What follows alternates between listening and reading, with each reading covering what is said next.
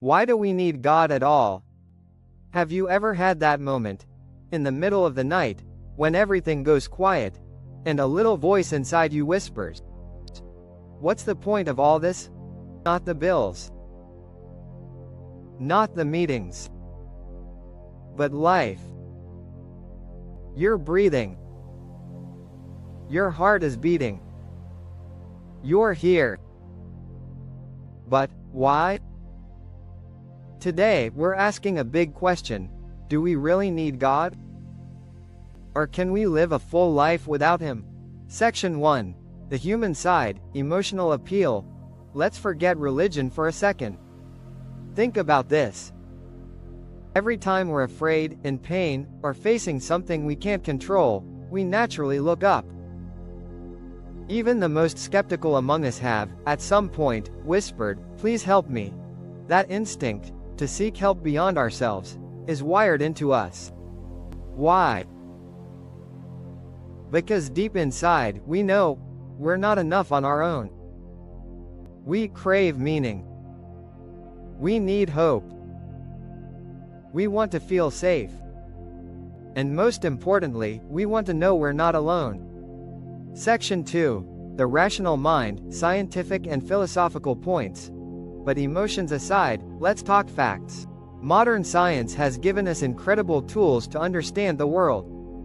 Physics, biology, cosmology, they explain how things work. But here's the thing. They don't explain why. Science tells us the what. Like what the Big Bang is, or how DNA works. But it doesn't answer. Why is there something instead of nothing? Why are the laws of physics so perfectly tuned? Why does the universe seem designed for life? Even atheist scientists admit this fine-tuning is strange.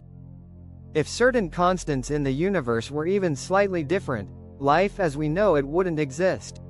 Sir Fred Hoyle, a British astrophysicist, once said, "A common-sense interpretation of the facts suggests that a super-intellect has monkeyed with physics." So we ask, doesn't design point to a designer? Section 3. Consciousness and morality, the inner world. Let's zoom in now, from galaxies to you. You have a mind. You're self-aware. You think, you feel, you love, you choose. But where does consciousness come from? Your brain is made of matter, neurons firing signals. But how do chemicals produce thoughts, or dreams, or guilt? Why do we all believe deep down that murder is wrong? Or that truth matters? Morality isn't just a social construct. It's a compass inside us, pointing towards something greater. If there's no higher power, where did that compass come from? Why do we feel accountable, even when no one's watching? Could it be that we were meant to feel that way? Section 4.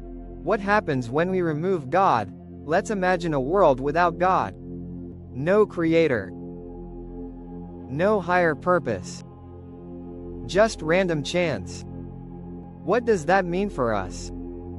Your life is an accident. Your thoughts are just brain chemistry.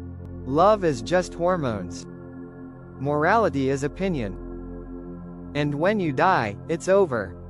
That's a dark place to live.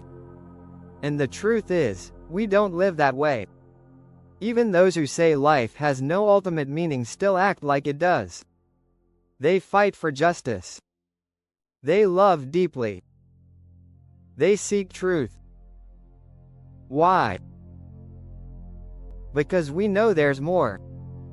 We feel it. We live like it. Section 5. The God question, a deeper view. So here's the truth. Belief in God isn't about closing your eyes and hoping for the best. It's about opening your eyes and seeing that there's a bigger picture. A world that's too precise to be random. A heart that longs for the eternal. A soul that refuses to be satisfied with just stuff. We need God. Not just because He created us, but because we're lost without Him. Closing, warm, personal tone. If you've ever felt that emptiness, that sense that something's missing. You're not crazy. You're not weak. You're human. And maybe that ache in your chest is actually an invitation from the one who made you, from the one who loves you, from the one you've always needed, even before you knew his name. So don't be afraid to ask the question, because the answer might change your life.